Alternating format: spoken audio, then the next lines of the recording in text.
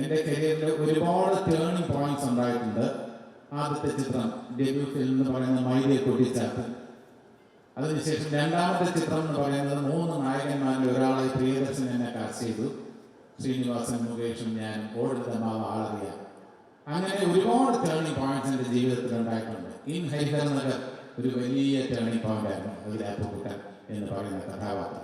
അതേപോലെ സ്ഥലത്തെ പ്രധാന പയ്യൻസ്, അങ്ങനെ ഒരുപാട് കഥാപാത്രങ്ങൾ ടേണിംഗ് പോയിന്റ്സ് ഉണ്ട്. പക്ഷേ ഒരു നെഗറ്റീവ് റോളിലെ ഏറ്റവും വലിയ ടേണിംഗ് പോയിന്റ് എന്ന് പറയുന്നത് മാർക്കോയിലെ ടോണി ഐസക്കാണ്. അതിന് എനിക്ക് തീർച്ചയായിട്ടും ഷെരീഫ് മുഹമ്മദ് എന്ന പ്രൊഡ്യൂസറോട് ഒരുപാട് നന്ദിയും സ്നേഹവും കടപ്പാടുണ്ട്. ഹനീഫ് അദേനി എന്ന സംവിധായകനോട് വളരെ കോൺഫിഡൻ്റ് ആയിട്ട് എന്നെ കാസ്റ്റ് ചെയ്ത് എന്നോട് ആദ്യം കഥ പറഞ്ഞപ്പോൾ ഞാൻ ചോദിച്ചു, ഞാനിത് ചെയ്താൽ ശരിയാവുമെന്ന് ഹനീഫിന് തോന്നുന്നുണ്ടോ?